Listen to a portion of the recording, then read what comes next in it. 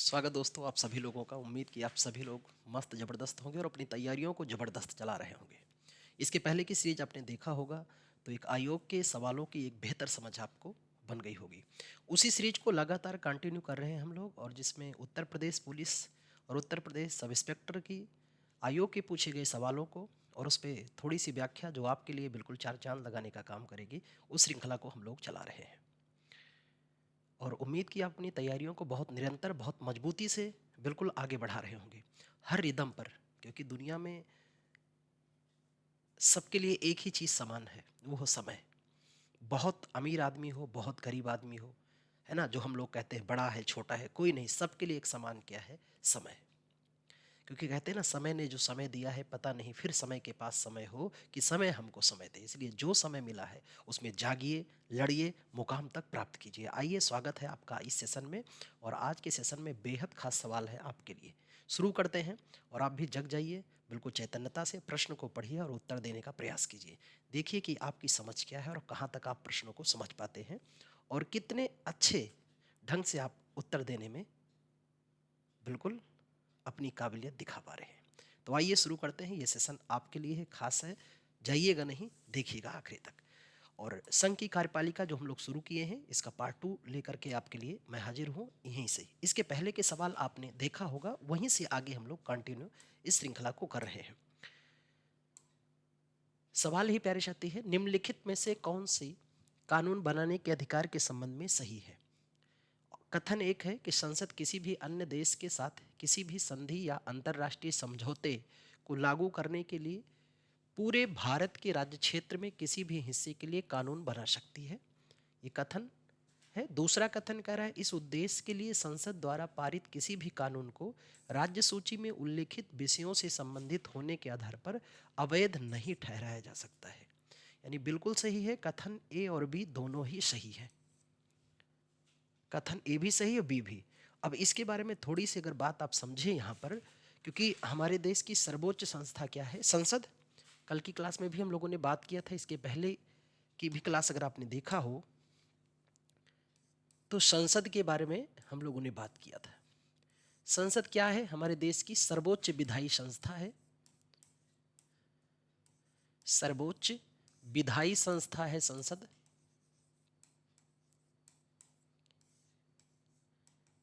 एक तो बेसिक आपको ये समझना है। दूसरा, हम लोग जैसा कि जानते हैं, आप पढ़े भी होंगे, संप्रभु है संसद हमारी। संप्रभु है, संप्रभुता यानी सर्वोच्च शक्ति है संसद को नियम कानून बनाने के संदर्भ में। दूसरी बात जो करते हैं कि संसद संप्रभु है, और प्रमुख बातों में ध्यान ये रखना कि संसद संप्रभु है और संसद को पूरे देश में कानून बनाने का अधिकार है। तो अनुच्छेद 245 कहता है, अनुच्छेद 245 के संदर्भ में कह रहा है कि संपूर्ण भारत में विधि बना सकती है। संपूर्ण भारत में, संपूर्ण भारत में के लिए विधि निर्माण कर सकती है। संपूर्ण भारत के लिए विधि का निर्माण कर सकती है संसद। संपूर्ण भारत राज्य क्षेत्र के लिए विधि बना सकती है संसद। एक तो बात ये अनुच्छेद 246 कह रहा है 245 में, ठीक है। और इसी में बाकी राज्य विधानमंडल के लिए भी जिक्र है, पर हम संसद को बेसिक तौर पे पढ़ रहे हैं। दूसरी बात, संसद की संप्रभुता और कैसे सिद्ध करते हैं, तो हम लोग बात करते हैं अनुच्छेद 253। अनुच्छेद 253 पे भी हम लोग इसी बात को करते हैं। अनुच्छेद 253 में कहा जा रहा है, किसी देश का भी किसी देश से अंतर्राष्ट्रीय संधि या समझौते अगर करना हो तो कोई भी अंतर्राष्ट्रीय समझौता, कोई भी अंतर्राष्ट्रीय समझौता लागू कर सकता है। कौन लागू कर सकता है? संसद। किसी भी अंतर्राष्ट्रीय समझौते को लागू कर सकता है बिना राज्य की अनुमति के, बिना राज्य की अनुमति के। यानी किसी भी राज्य से अनुमति इसे नहीं लेना है। यही तो इसकी सिद्ध कर रही है क्या? संप्रभुता। इस बात से तो सिद्ध हो रहा है कि संसद क्या है? संप्रभु, सर्वोच्च शक्ति है। और ध्यान ये रखना है कि और भी इसके लिए व्यवस्था की गई। अनुच्छेद 249 कहता है, अनुच्छेद 249 के संदर्भ में कहा गया कि संसद जो है वो राज्य सूची के विषयों पर या राष्ट्रहित के संदर्भ में हो, राष्ट्रहित में अगर हो तो ये राष्ट्रहित के संदर्भ में राज्य सूची के विषय पर, राज्य सूची के विषय पर विधि बना सकती है, विषय पर भी विधि बना सकती है। बहरहाल इसके लिए एक प्रक्रिया है, बस मैं आपको केवल संक्षिप्त में बता रहा हूं ताकि आप समझ जाएं कि ऐसा तब होगा जब राज्यसभा 2/3 बहुमत से प्रस्ताव पारित करके संसद से कहे कोई राष्ट्रीय हित का मामला हो तो उस पर भी संसद कानून बना सकती है। आगे अगर जिक्र करें तो अनुच्छेद 250 भी इस बात को कहता है।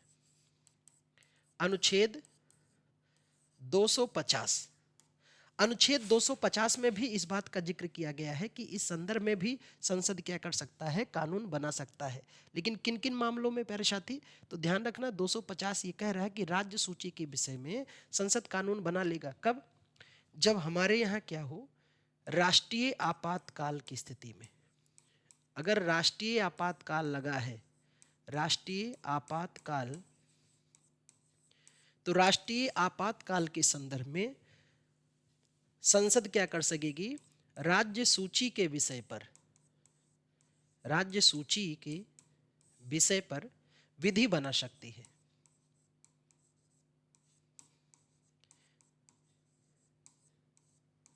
ऐसा कब होगा? जब अनुच्छेद 352 यानी राष्ट्रीय आपातकाल लागू हो। यह भी संसद की क्या है, संप्रभु यानी सर्वोच्चता सिद्ध कर रहा है। यहां से प्रमुख बातें अगर मैं आपको और बताता हूं तो आप यहां एक बिंदु और ध्यान देंगे।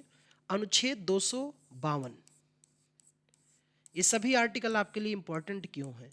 तो देखो, क्योंकि मैंने बताया संसद क्या है, संप्रभु है। संप्रभु मतलब सर्वोच्च शक्ति। इन अनुच्छेदों से इसकी संप्रभुता सिद्ध हो रही है। अनुच्छेद 252 क्या कहता है प्यारे साथी? तो अनुच्छेद 252 कह रहा है कि 2 या 2 से अधिक राज्य, 2 या 2 से अधिक राज्य, अगर 2 या अधिक राज्य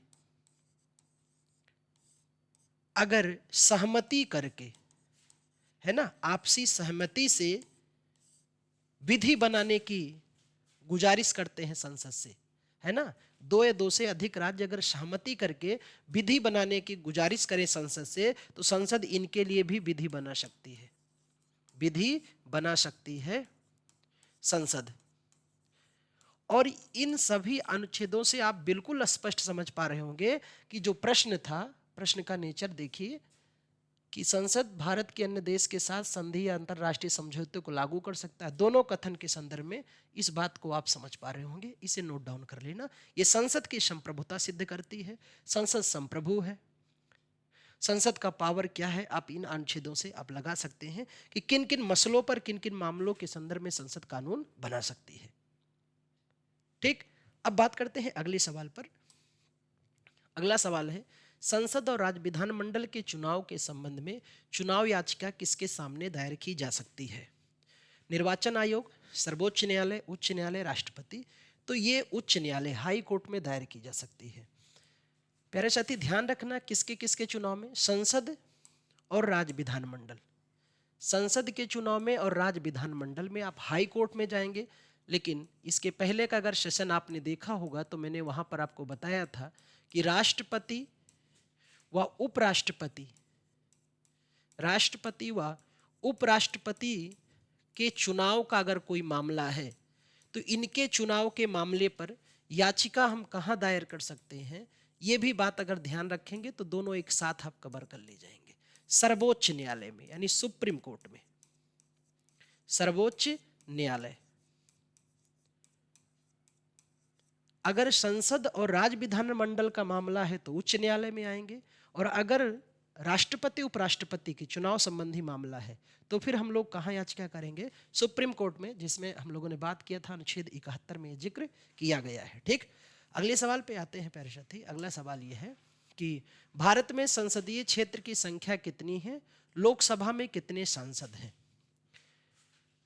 तो लोकसभा में वर्तमान की स्थिति में अगर हम लोग बात करते हैं तो लोकसभा में संसदीय क्षेत्र में सांसद के, है ना, जोड़ा दिया गया है, सही सुमेल करना है।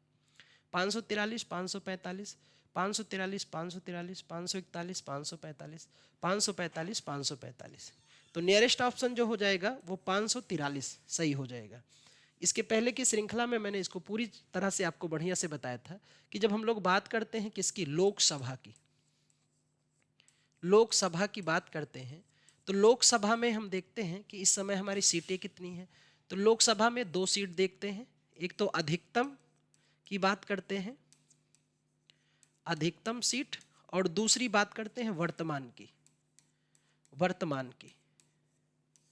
अधिकतम पे जब हम बात करते हैं कि अधिकतम कितनी सीटें हैं, 550 है ना। इसके लिए 84वां संविधान संशोधन किया गया, यानी 2026 तक ये सीटें यथावत रहेंगी। और वर्तमान में कितनी है, 543। 550 में मैंने आपको क्लियरिफाई किया था कि 530 जो होंगे ये राज्य से होंगे, और 20 जो होंगे वो आपके होंगे यूटी से। यूटी बोले तो यूनियन टेरिटरी क्षेत्र से होंगे। और वर्तमान में कितने हैं, 543 सदस्य हैं। ठीक, अब यहां से एक बात और भी होता है कि लोकसभा में सदस्य संख्या कितने, 550। लोकसभा की सीटों में क्या वृद्धि हुई है, तो लोकसभा की सीटों में वृद्धि की गई है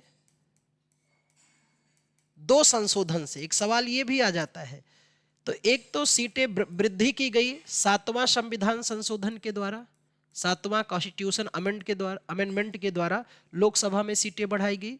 और दूसरा प्यारे साथी आप नोट डाउन कर लेना, 31वां संविधान संशोधन के द्वारा भी लोकसभा में सीटें बढ़ाई गई हैं।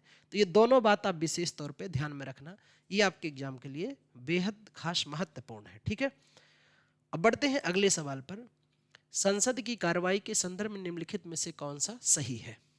ऑप्शन ए है, कथन एक है कि सदन को संसद की बहस और कार्रवाई के प्रकाशन पर रोक लगाने का अधिकार है, सही है। दूसरा कह रहा है सदन को संसद की गैलरियों में गैर सदस्यों और अतिथियों के प्रवेश पर किसी भी वक्त रोक लगाने का अधिकार है। तो दोनों ही कथन बिल्कुल सही है। लेकिन यहां पर एक बात ध्यान रखना, 44वां संविधान संशोधन अधिनियम 1978 से एक प्रावधान मेंशन किया गया था जनता पार्टी सरकार में कि इन्हें किसी भी कार्रवाई पर रोक लगाने का आदेश है। लेकिन इस संशोधन द्वारा कहा गया कि प्रेस जो है, प्रेस या जिन्हें आप मीडिया बोलेंगे, प्रेस या मीडिया संसद की किसी भी कार्रवाई को, संसद की सही कार्रवाई, यानी उसमें कोई झूठा और अफवाह ना हो, तो कार्रवाई को ये क्या कर सकती है कि प्रकाशित कर सकती है। ये इसका अधिकार क्षेत्र में शामिल किया गया है। लेकिन अगर संसद की कोई गुप्त बैठक है, गुप्त मीटिंग है, तो उसका प्रकाशन मीडिया को भी नहीं है जब तक अनुमति नहीं मिल जाएगा। ठीक है, सार्वजनिक संदर्भ में मीडिया या प्रेस को यह अधिकार दिया गया है इस संशोधन द्वारा कि वो बिना सदन की, यानी संसद के बिना अनुमति के भी उनको कार्रवाई प्रकाशित कर सकते, बस सही हो। लेकिन अगर कोई गुप्त बैठक, गुप्त मीटिंग हो रही है, तो उसे बिना अनुमति के प्रकाशन करने का अधिकार नहीं होगा। इस बात को भी आपको मेंशन कर लेना। यहाँ सवाल है कि किसी सांसद के पद त्याग के संदर्भ में निम्नलिखित में से कौन सा कथन सही है। सही कथन पहचानना है। पद त्याग उस तारीख से प्रभावी होगा जिस दिन अध्यक्ष त्यागपत्र स्वीकार कर लेते हैं तथा पद त्याग स्वीकृति के बाद सदस्य के पास त्यागपत्र वापस लेने का विकल्प नहीं है। तो बिल्कुल सही है। दूसरा कह रहा, अगर सांसद ने अपना पद त्याग प्रभावी होने के लिए भविष्य की कोई तारीख निर्दिष्ट की है, तो उसी दौरान अध्यक्ष ने त्यागपत्र स्वीकार कर लिया है, तो पद त्याग उस तारीख से प्रभावी होगा। जी नहीं, दूसरा गलत है। यानी केवल और केवल पहला कथन सही है। तो ए ऑप्शन जो हो जाएगा वो राइट हो जाएगा। ठीक है, जिस दिन अध्यक्ष त्यागपत्र स्वीकार कर लेगा और स्वीकृति मिलने के बाद फिर त्यागपत्र लेने का अधिकार नहीं होगा। ठीक है, क्योंकि सदन की पूरी कार्रवाई जो होती है लोकसभा में, खास तौर पे या राज्यसभा की बात हो, तो लोकसभा में पूरी की पूरी कार्रवाई स्पीकर के निर्देशन में ही संचालित की जाती है। ठीक है, तो कब किसे बोलना है, कहाँ किसे बैठना है, सदन की गरिमा किस तरह से है होनी चाहिए, किसका प्रश्न कब सुनना है कब नहीं सुनना, ये सब पूरा संचालित कौन करते हैं? स्पीकर यानी अध्यक्ष के द्वारा ही तय किया जाता है। यहाँ तक कि विदेश जाने वाले सदस्यों का निर्धारण भी स्पीकर करते हैं। अगर कोई सदस्य सदन में बिना बताए 60 दिन तक अनुपस्थित रहता है तो उसे अयोग्य भी घोषित करने का अधिकार किसके पास है? स्पीकर के पास ही है। ठीक है, तो ये इनका अधिकार है लोकसभा अध्यक्ष का। अगले सवाल है कि वर्ष 2014 में संसद में प्रस्तुत किए गए दिव्यांगजन अधिकार विधेयक के संदर्भ में निम्नलिखित में से कौन सा कथन सही है? ऑप्शन ये है कि न्यूनतम 40% दिव्यांगता से प्रभावित लोगों के लिए कुछ सुविधाएं उपलब्ध होंगी, जैसे शिक्षा, रोजगार में आरक्षण, सरकारी योजनाओं में वरीयता आदि। कथन 2 कह रहा है यह विधेयक दिव्यांगों के कुछ अधिकार प्रदान करता है, जैसे सार्वजनिक भवनों, अस्पतालों, यातायात के माध्यम से, निर्वाचन केंद्रों में दिव्यांग अनुकूल व्यवस्था आदि। तो दोनों के दोनों ही ऑप्शन क्या हैं? बिल्कुल सही है, दोनों ऑप्शन ही सही है, यानी कथन 1 भी सही है और कथन 2 भी सही है। अब यहाँ दिव्यांगजन की अगर बात करते हैं तो थोड़ा सा ध्यान रखना, दिव्यांगजन के संदर्भ पे इनके लिए एक अच्छा शब्द आया है, दिव्यांगजन। तो दिव्यांगजन के संदर्भ में ध्यान क्या रखना आपको? एक तो प्रमुख बातें कि 2011 की जनगणना में ये पाया गया कि लगभग 2.86 करोड़ के लगभग इनकी आबादी है दिव्यांगजनों की। और दिव्यांगजनों के अधिकार के लिए अधिनियम बनाया गया था, यहाँ नोट कर ले रहा हूँ, इसे ध्यान रखना, दिव्यांगजन अधिकार अधिनियम 1995, अधिकार अधिनियम 1995। लेकिन इसके स्थान पे नया अधिनियम आ चुका है, दिव्यांगजन अधिकार विधेयक 2016 पेश किया जा चुका है।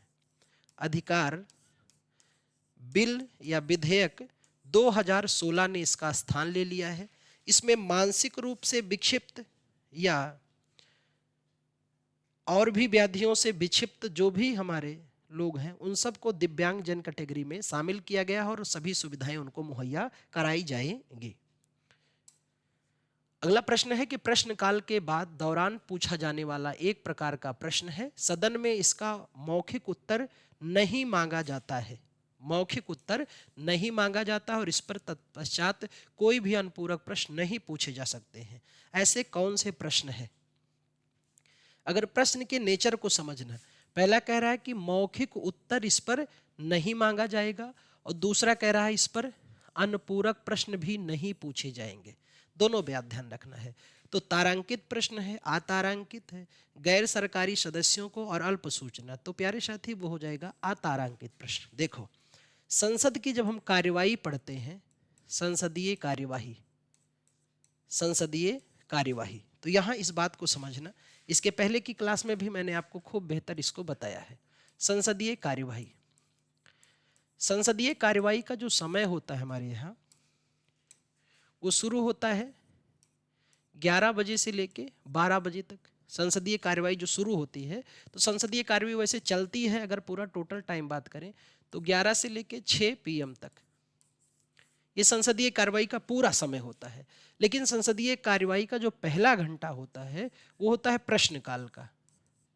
प्रश्नकाल, संसदीय कार्यवाही का पहला घंटा है प्रश्नकाल। पहला घंटा ही किसका होता है?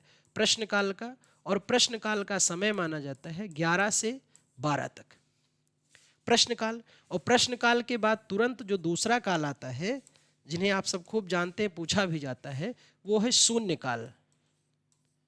शून्यकाल जिसका टाइम खूब एग्जाम में पूछा जाता है, 12 बजे से लेके 1 बजे का समय होता है शून्यकाल, जो परंपरागत तौर पे मीडिया के द्वारा 1962 के बाद से इसका प्रचलन हो गया है, भारत की ही देन है। अब प्रश्नकाल में 3 प्रकार के प्रश्न आते हैं। एक तो आता है आपका तारांकित प्रश्न, एक हो गया आपका तारांकित प्रश्न, दूसरा हो जाता है अतारांकित प्रश्न, अतारांकित प्रश्न, और तीसरा आपका हो जाता है प्यारे साथी अल्प सूचना के प्रश्न। अल्प सूचना के प्रश्न। अब मैंने आपको पहले भी बताया था, तारांकित प्रश्न काल में प्रश्न पूछा किससे जाता है? तो प्रश्न पूछा जाता है मंत्री से, जो सत्ता पक्ष होगा उन्हीं से सवाल पूछेंगे। तो पूछा जाता है मंत्री से, और पूछेंगे कौन? तो पूछेंगे सांसद।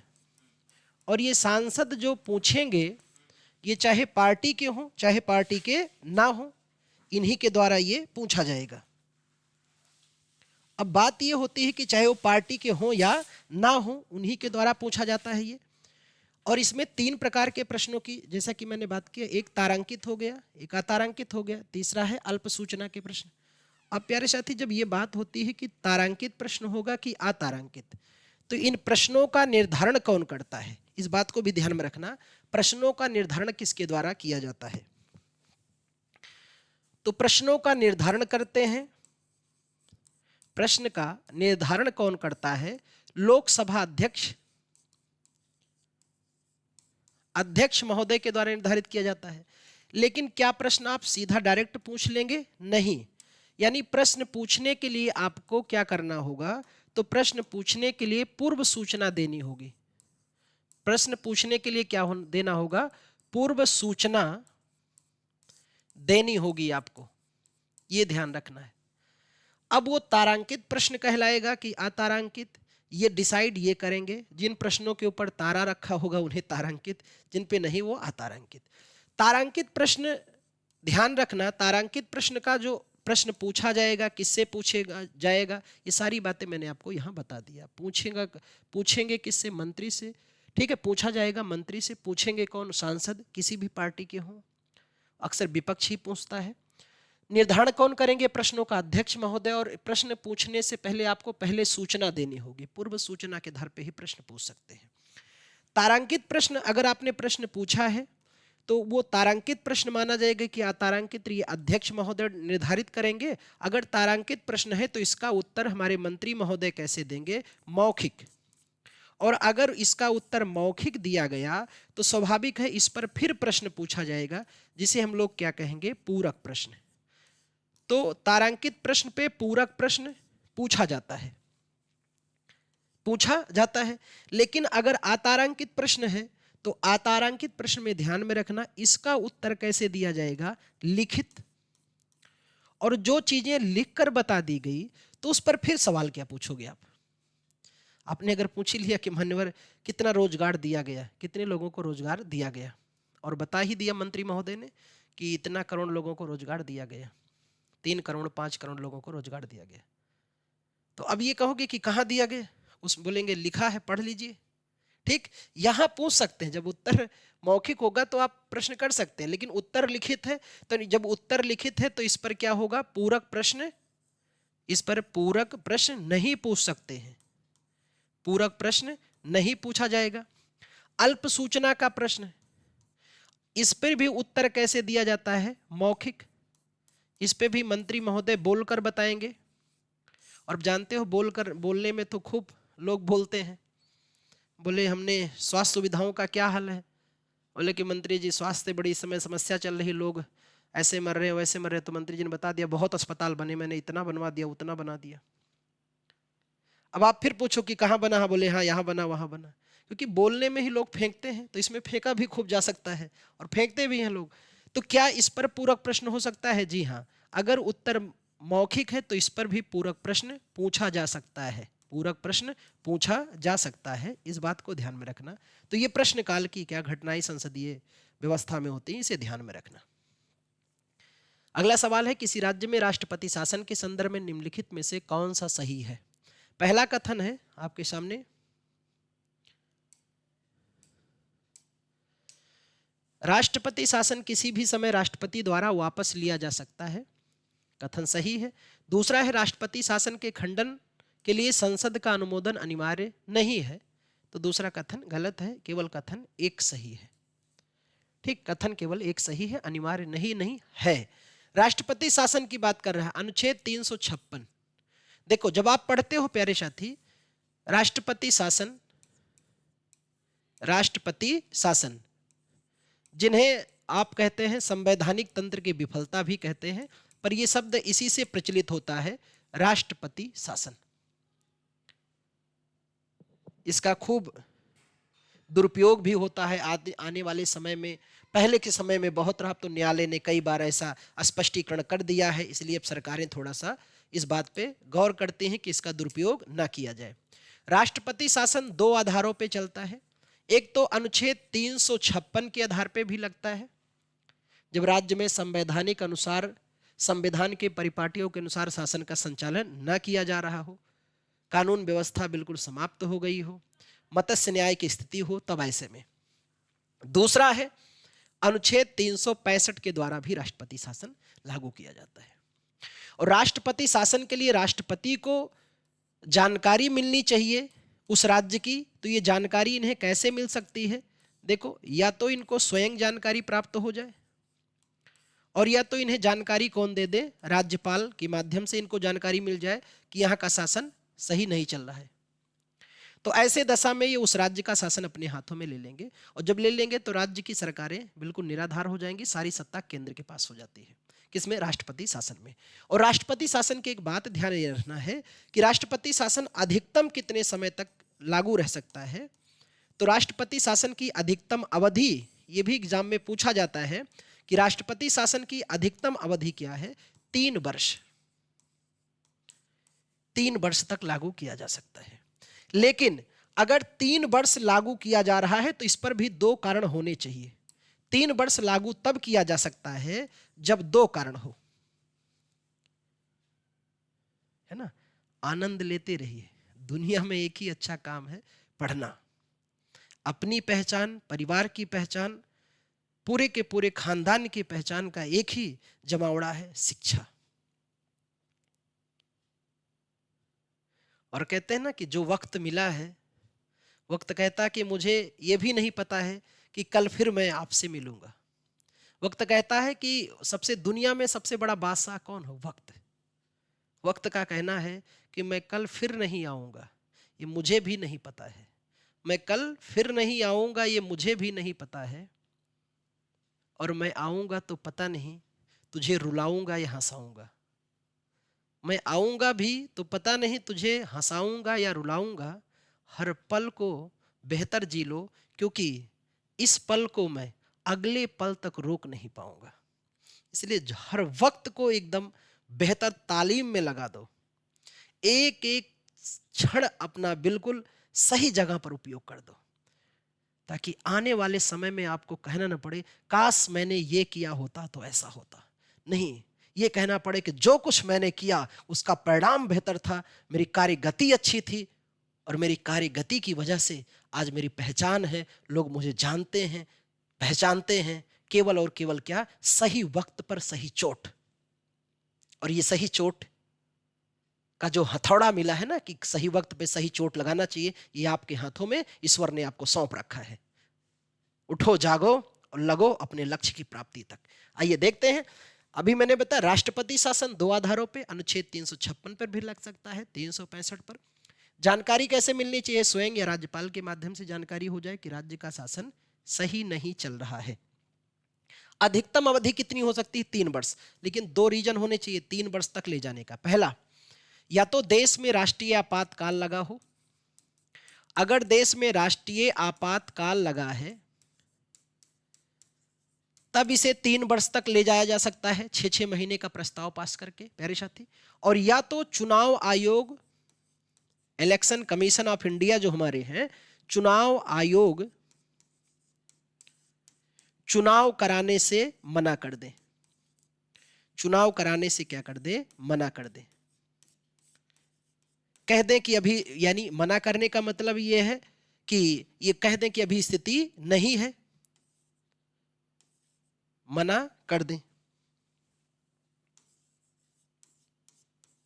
अगर ये 2 तर्क आते हैं, 2 कारण आते हैं, तब तो अवधि को आप कितना वर्ष कर सकते हैं? 3 वर्ष कर सकते हैं। ठीक है, इस बात को ध्यान में रखना, अन्यथा इसको अधिकतम नहीं बढ़ाया जा सकता है। ठीक। विदेश भूमि में तैनात राजदूत और उच्चायुक्त का प्रतिनिधित्व करते हैं मंत्रिमंडल, संसद, प्रधानमंत्री, राष्ट्रपति। तो राष्ट्रपति करते हैं, क्योंकि विदेश के राजदूतों को नियुक्ति कौन करते हैं? हमारे राष्ट्रपति, राष्ट्राध्यक्ष के द्वारा ही किया जाता है। और हम लोग जब पढ़ते हैं राष्ट्रपति की कार्यपालिका शक्ति, कार्यपालिका शक्ति। तो कार्यपालिका शक्ति में या कार्यकारी शक्ति में इनके हम लोग पढ़ते हैं कि सभी संवैधानिक महत्वपूर्ण पदों पर संवैधानिक प्रमुखों व राष्ट्रीय प्रमुखों, ये दोनों शब्द अगर समझ गए आप तो बड़ी बात है कि आपकी समझ बहुत अच्छी है। संवैधानिक प्रमुखों और राष्ट्रीय प्रमुखों की नियुक्ति करते हैं। प्रमुखों की नियुक्ति किसके द्वारा किया जाता है? तो राष्ट्रपति महोदय के द्वारा ही नियुक्ति इनकी की जाती है। देखो दोनों शब्द, संवैधानिक प्रमुख भी हो और राष्ट्रीय प्रमुख भी हो, ठीक है, राज्य स्तर के नहीं, राष्ट्र स्तर के, तो उन सब की नियुक्ति इनके द्वारा करते हैं। अगला सवाल है, किसके तत्वाधान में भारत के राष्ट्रपति शपथ ग्रहण करते हैं? मुख्य चुनाव आयुक्त, भारत के मुख्य न्यायाधीश, भारत के उपराष्ट्रपति, लोकसभा अध्यक्ष। अरे देख क्या रहे हो, कमेंट करो, बताओ, रुके क्यों हो, इंतजार किस बात का कर रहे हो? अभी तो अगर रंगारंग कार्यक्रम चल रहा होता तो खूब टाइप करते, सो ब्यूटीफुल, स्मार्ट, नाइस, है ना, दिल बना के तमाम चीजें इमोजी भेजते। अब बारी आपकी है, कमेंट करो, लग जाए कि अच्छे छात्र बिल्कुल इसको देख रहे हैं और अपने मुकाम के लिए बिल्कुल तैयार हैं। तो सही ऑप्शन हो जाएगा कि राष्ट्रपति शपथ लेते हैं मुख्य न्यायाधीश के समक्ष, है ना। तो राष्ट्रपति जो शपथ लेते हैं, ये अनुच्छेद 60 में इनके शपथ का जिक्र है, अनुच्छेद 60 में। और इनको शपथ कौन दिलाते हैं? सुप्रीम कोर्ट के chief justice of India, supreme court के मुख्य न्यायाधीश। अगर ये अनुपस्थित हैं तो वरिष्ठतम न्यायाधीश, वरिष्ठतम, अनुपस्थिति में वरिष्ठतम न्यायाधीश शपथ दिलाते हैं किसको? राष्ट्रपति को। इस बात को ध्यान में रखना। तो राष्ट्रपति को शपथ ये दिलाते। क्या लोकसभा, एक सवाल जो खूब आपसे पूछा जाता है, इसके पहले के सेशन में भी मैंने आपको बताया कि लोकसभा अध्यक्ष को शपथ कौन दिलाता है? तो ध्यान में रखना, लोकसभा अध्यक्ष जो है, लोकसभा अध्यक्ष पद का शपथ नहीं लेता, शपथ नहीं लेता है। किस पद का? लोकसभा अध्यक्ष पद का ये शपथ नहीं लेता, बल्कि सांसद सदस्य के रूप में ही शपथ ले लेता है राष्ट्रपति के समक्ष। इस बात को ध्यान में रखना। और मैंने आपको पहले भी बताया था, उपराष्ट्रपति को शपथ कौन दिलाता है? तो उपराष्ट्रपति को शपथ दिलाते हैं राष्ट्रपति, मुख्य चुनाव आयुक्त, फिर बाकी सबकी नियुक्ति राष्ट्रपति द्वारा ही किया जाता है और शपथ। निम्नलिखित में से कौन सा संविधान द्वारा स्थापित एक प्राधिकरण है जो भारत के सभी राज्य सरकारों की प्राप्तियों और व्यय की लेखा परीक्षा करता है? लोक लेखा समिति, केंद्रीय सतर्कता आयुक्त, भारतीय लेखा परीक्षा लेखा, भारत के नियंत्रक महालेखा परीक्षक। तो भारत के नियंत्रक एवं महालेखा परीक्षक, कैग जिन्हें आप कहते हैं, जिनका जिक्र अनुच्छेद 148 से 151 तक है, इन्हीं के द्वारा, ठीक है। तो सरकार के अकाउंटेंट कह सकते हैं। केंद्र और राज्य दोनों के लेखा का कार्य कौन करते हैं? लोक लेखा, हमारे महानियंत्रक एवं महालेखा परीक्षक, जिन्हें CAG के नाम से भी जाना जाता है, इन्हीं के द्वारा की जाती है। इनकी भी नियुक्ति कौन करते हैं? तो इनकी भी नियुक्ति किया जाता है किसके द्वारा? राष्ट्रपति के द्वारा। नियुक्ति राष्ट्रपति के द्वारा कैग की। और इनसे जो सबसे अहम सवाल आता है वो ये आता है कि इनका कार्यकाल कितना है। ये सबसे थोड़ा सा महत्वपूर्ण है कार्यकाल। कार्यकाल के बारे में कहें तो 6 वर्ष या 65 वर्ष की आयु तक, जो भी पहले हो, 6 वर्ष या 65 वर्ष की आयु तक, दोनों में जो कुछ पहले आएगा उसी समय तक इनका कार्यकाल होगा, कैग का, ठीक। तो अगले सवाल पर बढ़ते हैं। उपराष्ट्रपति पद को शपथ कौन दिलाता है? अब ये प्रश्न का तो उत्तर आप बिल्कुल आसानी से कर सकते हैं, क्योंकि अभी हम लोगों ने बात किया कि शपथ कौन दिलाता है। मुख्य चुनाव आयुक्त, भारत के राष्ट्रपति, भारत का मुख्य न्यायाधीश, लोकसभा अध्यक्ष, तो भारत के राष्ट्रपति। उपराष्ट्रपति शपथ लेते हैं अनुच्छेद 69। बाकी उपराष्ट्रपति का जिक्र होता है कि भारत का एक उपराष्ट्रपति होगा, अनुच्छेद 63 में कहा गया है ना कि भारत के एक उपराष्ट्रपति होंगे। अनुच्छेद 64 जो सबसे ज़्यादा अधिक बार पूछा गया है वो यही है। अनुच्छेद 64 में कहा गया है कि उपराष्ट्रपति राज्यसभा के पदेन सभापति होंगे, राज्यसभा के पदेन सभापति होंगे। इस बात को भी ध्यान में रखना। और इनको वेतन जो दिया जाता है ये भी ध्यान में रखना कि क्या उपराष्ट्रपति के रूप में वेतन पाते हैं, नहीं, इनको वेतन जो मिलता है वो सभापति के रूप में ही दिया जाता है ना। 4 लाख रुपए प्रतिमाह इनका क्या है, वेतन है। तो इनको वेतन किसके रूप में दिया जाता है, सभापति के रूप में, है ना, उपराष्ट्रपति नहीं। कभी भी ध्यान में रखना, ये जो सवाल जब भी पूछा जाए कि उपराष्ट्रपति के रूप में वेतन मिलता है कि सभापति, तो आप हमेशा बताइएगा किसके रूप में मिलता है इनको वेतन, सभापति के रूप में। आइए अगले सवाल पर बढ़ते हैं। अगला प्रश्न है, भारत को जनता का पैसा खर्च करने का अधिकार कौन देता है? भारत के नियंत्रक एवं महालेखा परीक्षक, लोकसभा, राष्ट्रपति, संसद। तो सरकार को जनता का पैसा खर्च करने का अधिकार किसके पास है? संसद के पास। और इसके लिए हम लोग पढ़ते हैं ना संचित निधि, भारत की संचित निधि, भारत की संचित निधि, consolidated fund, the consolidated fund, संचित निधि।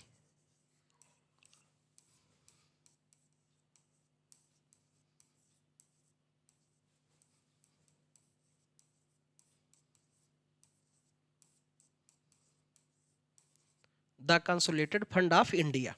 भारत की संचित निधि के बारे में ध्यान रखना कि भारत की संचित निधि का जिक्र अनुच्छेद 266 में है। 266 खंड 1 भी कह सकते हैं, या अनुच्छेद 266 कहिए। भारत की संचित निधि में, है ना, भारत सरकार के सभी राजस्व या सरकार के ऋण हो, जिसे सरकार की प्राप्तियां हो, तो जितनी भी राजस्व की, कैसी राजस्व की, जो प्राप्तियां सरकार को हो रही हैं, राजस्व की जितनी भी प्राप्तियां सरकार को हो रही हैं, वो सब कहाँ जमा होता है? संचित निधि में जमा होता है। और संचित निधि से अगर व्यय करना है, संचित निधि से व्यय करना है, तो ध्यान ये रखना है, क्या ध्यान रखना है? संसद की अनुमति से ही, संसद की अनुमति से ही हो सकता है, यानी संसद से अनुमति लेना होगा। संसद से अनुमति लेकर ही आप खर्च कर सकते हैं। और संसद इसके लिए क्या करती है? विनियोग विधेयक पारित करती है। इसके व्यय के लिए कौन सा विधेयक लाती है? विनियोग विधेयक पारित करती है। इस बात को भी ध्यान में रखना, विनियोग विधेयक पारित करती है कौन? संसद, संचित निधि से खर्च करने के लिए। एक निधि और बात करते हैं, लोक लेखा निधि, या एक आता है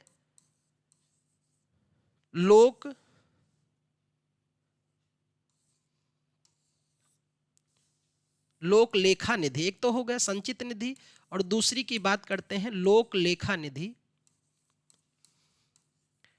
या एक लोक लेखा होता है, एक लोक लेखा निधि होता है। तो लोक लेखा के अगर बारे में बात करें तो लोक लेखा मतलब इसका जिक्र अनुच्छेद 266 खंड 2 में है। लोक लेखा या सार्वजनिक लेखा इसे कहते हैं, और इसमें जनता का पैसा जमा होता है। हमारे क्या इसमें इसमें हमारे सभी जमाएं होती हैं, वो भविष्य के लिए हम इसमें क्या करते हैं, सभी अपने निवेश करते हैं या सुरक्षित रखते हैं। इसका संरक्षक जो होता है लोक लेखा का, इसका संरक्षक बैंक होता है ना, बैंक में हम अपने पैसे रखते हैं, और इसके लिए संसद से अनुमति लेने की जरूरत नहीं है, क्योंकि हमारा पैसा मैंने अपना जमा किया है तो हम निकाल सकते हैं। लेकिन लोक लेखा निधि की अगर बात करें, तो लोक लेखा की बात कर रहे हैं, अगर लोक लेखा निधि की बात करते हैं, लोक लेखा निधि, तो लोक एक संचित निधि में सभी राजस्व, अब सरकार जितने जुर्माने लगाती है, जुर्माना और अर्थदंड, जुर्माना और अर्थदंड, है ना, सुनते हो न्यायालय ने, है ना, 3 वर्ष का सजा दिया, 500 रुपए का जुर्माना लगाया, 2000 का जुर्माना लगाया, ये सब जो होता है किस निधि में जाता है? लोक लेखा निधि में। या आपकी चालान कट गई, ठीक है, तो ये सभी राशि जो जाती है किसमें? लोक लेखा निधि में रखी जाती है। अगले सवाल पे आते हैं कि संसद के किसी भी सदन के लिए एक सदस्य द्वारा एक औपचारिक प्रस्ताव है कि सदन कुछ करता है, कुछ किए जाने का आदेश देता है, या किसी बात के संबंध में कोई राय व्यक्त करता है, तो वो क्या कहलाता है? प्रस्ताव। जैसे कि हमारे मन में कोई विचार चले, हम चाहते हैं कि सरकार कुछ ऐसा करे कि हर साल युवाओं को रोजगार मिले और हर विभाग से व्यापक वैकेंसी आए। तो अब मेरे मन में प्रश्न ये चला, तो मैंने क्या किया, इसको बिंदुवार, सबसे पहले क्या आएगा? विचार आना चाहिए, भाव हो, भाव को फिर लिपिबद्ध कर देंगे, विचार हो जाएगा, और विचार को फिर ले जाके सदन में पेश करूं, फिर उस पर बहस हो। तो सदन में अगर विचार पेश किया गया, ठीक है, तो जो मैंने सदन में पेश किया तो मेरा विचार क्या हुआ, प्रस्ताव हुआ, और सदन ने अगर इसको स्वीकार कर लिया बहस से, तो ये प्रस्ताव क्या बन गया, विधेयक। और अगर इस पे दोनों सदन सहमति दिखा दिए, राष्ट्रपति ने हस्ताक्षर कर दिया, तो अधिनियम बन गया। ठीक। भारत के नियंत्रक महालेखा परीक्षक का पद कैसा है? संवैधानिक, संविधानेतर, सांविधिक निकाय, कार्यकारिणी। तो यह संवैधानिक होता है, क्योंकि अभी हम लोगों ने बात किया अनुच्छेद 148 से अनुच्छेद 151 तक इनका जिक्र है। संवैधानिक पद है कैग, जो भारत सरकार और राज्य सरकार दोनों के लेखा का परीक्षक करता है कैग के द्वारा। तो ये संवैधानिक पद होता है। ठीक है। मंत्रिमंडल सचिवालय में किसका गठन किया गया है ताकि सरकारी नौकरी और निजी दोनों क्षेत्रों में ठप पड़ी निवेश परियोजनाओं पर नजर रखी जा सके और उनके कार्यान्वयन में आ रही बाधाओं को जल्द दूर किया जा सके। यह आयोग का सवाल बड़ा ही बढ़िया सवाल था ये। परियोजना संवर्धन योजना, राष्ट्रीय सूचना विज्ञान केंद्र, राष्ट्रीय परियोजना अनुवीक्षण दल, परियोजना अनुवीक्षण दल, PAMG। तो यही राइट हो जाएगा, है ना, PMG। PMG के संदर्भ में थोड़ी सी बात ध्यान रखना। PMG, तो PMG का गठन हुआ था 2013 में, और जब गठन किया गया प्यारे साथी, तो ये कार्य कर रहा था कैबिनेट मंत्रालय के अंतर्गत, कैबिनेट सचिवालय के अंतर्गत, कैबिनेट सचिवालय के तहत ये कार्य कर रहा था। इसका कार्य क्या था? तो इसका कार्य यही है कि सार्वजनिक मामला हो, सार्वजनिक कार्य हो या निजी कार्य हो या सार्वजनिक निजी दोनों हो, जिन्हें आप PPP मॉडल कहते हैं ना, पब्लिक प्राइवेट पार्टनरशिप, इन कार्यों की जांच करना और इनको जल्द ही इनकी बाधाओं को दूर करके, है ना, दूर करने का एक ये संस्था है जो जांच करती है कि सार्वजनिक मामले के कार्य कहां तक हुए, निपटार किए गए कि नहीं निजी मामले के, और अगर दोनों मिल के काम कर रहे हैं तो निपटान का। लेकिन कहते हैं 2015 से PMG जो है ये PMO, प्रधानमंत्री कार्यालय, प्रधानमंत्री सचिवालय के अंतर्गत कार्य कर रहा है। अब प्रधानमंत्री सचिवालय के अंतर्गत कार्य कर रहा है। इसे नोट डाउन कर लेना, इंपॉर्टेंट बात है, अंतर्गत कार्य कर रहा है। तो समझ गए आप कि इसकी दशा या इसका संरचना क्यों बनाया गया था और किस लक्ष्य के लिए ये लाया गया था। इस पॉइंट को नोट डाउन कर लेना। मंत्रिमंडल द्वारा हस्ताक्षर और संपुष्टि के लिए किसी भी समझौता, संधि, सहमति, ज्ञापन, अनुमोदन हेतु आगे बढ़ाने से पहले कौन सा मंत्रालय उसके पाठ का निरीक्षण करके उसे पारित करता है? देखो मामला कैसा है प्यारे साथी, ध्यान से देखो। इस बात को अगर समझ गए तो ऑप्शन तो बाद में देखना, पहले प्रश्न समझो, जल्दबाजी बिल्कुल नहीं करो, पहले प्रश्न समझो। प्रश्न अगर समझ गए तो समझो कि उत्तर आप समझ जाएंगे। समझौता हो, संधि हो, सहमति, ज्ञापन हो, इसके संबंधित कौन सा मामला है? विदेश मंत्रालय देखेगा कि रक्षा के गृह के कानून, तो इसको कौन सा देखता है? विदेश मंत्रालय, क्योंकि अंतरराष्ट्रीय जितने संधि समझौते होते हैं सब इसी के द्वारा तय और निर्धारित करने से पहले सबसे पहले अवलोकित यही करता है हमारा विदेश मंत्रालय। भारत सरकार के नियम, कार्य आवंटन नियम 1961 के अनुसार केंद्र शासित प्रदेश के सभी, अब यह देखो फिर शब्द पकड़ो, वित्तीय, बजट इत्यादि के मामले के लिए प्रमुख मंत्रालय कौन है? देखो पैसे से संबंधित है, तो अब तुरंत समझ गए होंगे कौन सा मंत्रालय है ना, वित्त मंत्रालय, क्योंकि पैसे का मामला था। तो बिल्कुल ऑप्शन लगा लीजिए, है ना, इसमें कुछ भी विशेष नहीं सोचना है। प्रश्न को खूब बढ़िया समझो, प्रश्न जितना अच्छा समझ में आता है समझो उत्तर के करीब आप प्रश्न के माध्यम से ही पहुंच सकते हैं।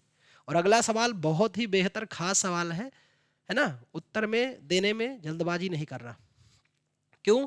क्योंकि गलत करोगे इसलिए कह रहा हूं। तो चलो मुस्कुराओ नहीं, कमेंट करके बताओ कौन सा आंसर सही होगा, है ना, मुस्कुराओ नहीं, आंसर बताओ फटाफट। निम्नलिखित में से कौन सा मंत्रिमंडल सचिवालय का स्कंध नहीं है? सेना, प्रौद्योगिकी, आसूचना, नागरिक। तो इसका कौन सा नहीं माना जाएगा? प्रौद्योगिकी जो है ये मंत्रिमंडल सचिवालय का स्कंध नहीं माना जाता है। संसद सत्र से आरंभ होता है।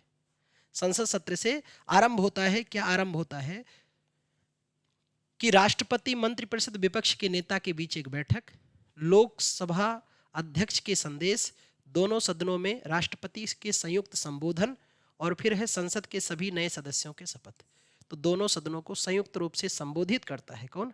राष्ट्रपति, जिसका जिक्र अनुच्छेद 87 में किया जाता है। ठीक है, तो दोनों सदनों को, प्रत्येक वर्ष के प्रथम सदन को संयुक्त रूप से कौन संबोधित करता है? राष्ट्रपति के द्वारा किया जाता है। उसके बाद ही सत्र प्रारंभ होते हैं। मैंने आपको पहले भी बताया था, सत्र यानी बैठक। और हमारे यहाँ कितने सत्र हैं? 3 सत्र हैं, जिन्हें आप जानते भी हैं। एक बजट सत्र, सबसे बड़ा सत्र हमारा जो होता है वो बजट सत्र है। उसके बाद फिर आता है मानसून सत्र, और मानसून के बाद फिर आ जाता है शीतकालीन सत्र। शीतकालीन सत्र, बजट सत्र, जैसा कि आप जानते हैं, पिछले क्लास में भी मैंने आपको बताया और आपको ध्यान भी होगा, ये आपका चलता है फरवरी से लेकर के मई तक। फरवरी से लेकर के मई तक चलता है। मानसून सत्र जो है आपका जुलाई से लेकर सितंबर तक, और शीतकालीन जो सत्र है नवंबर से लेकर दिसंबर तक। तो हम बात करते हैं, सबसे छोटा सत्र हमारा कौन हो जाता है? शीतकालीन, और सबसे बड़ा सत्र जो हो जाता है वो बजट सत्र। तो 3 ही सत्र हैं, इस बात को ध्यान में रखना। राज्यसभा के चुने गए नामांकित सदस्य का कार्यकाल कितना होता है? 2 वर्ष, 6 वर्ष, 5 वर्ष, 4 वर्ष। तो 6 वर्ष होता है, क्योंकि प्रत्येक 1/3 सदस्य है ना 2-2 वर्ष के अंतराल पे सेवानिवृत्त होते हैं। क्योंकि राज्यसभा अस्थायी सदन है, इनका जो निर्वाचन चलता है वो चक्रीय चलता रहता है ना। कोई जिस तरह से लोकसभा और विधानसभा का चुनाव होता है, ऐसा राज्यसभा का नहीं होता है। ठीक, तो चक्रीय चलता रहता है, तो चुनाव इनका चलता है, सदस्य आते जाते रहते हैं और बाकी सेवानिवृत्त होते रहते हैं। तो राज्यसभा का कार्यकाल 6 वर्ष नहीं, सदस्यों का कार्यकाल है, क्योंकि राज्यसभा हमारा एक अस्थायी सदन है। तो जो चीजें अस्थायी, उसका कार्यकाल कभी नहीं होता है। भारत सरकार को वित्तीय खातों से जुड़े भारत के नियंत्रक और महालेखा परीक्षक का प्रतिवेदन किसे प्रस्तुत किया जाता है? तो अगर इनका प्रतिवेदन प्रस्तुत करना है तो ये अपना प्रतिवेदन किसे प्रस्तुत कर सकते हैं? ठीक है, सवाल ध्यान से पढ़िएगा।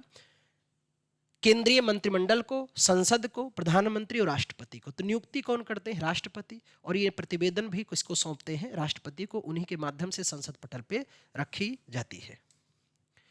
राष्ट्रपति शासन को उसकी घोषणा के कितने अंदर संसद द्वारा अनुमोदित कर दिया न जाना चाहिए? देखो कौन सा शासन की बात कर रहा है? राष्ट्रपति, जो भी मैंने बताया।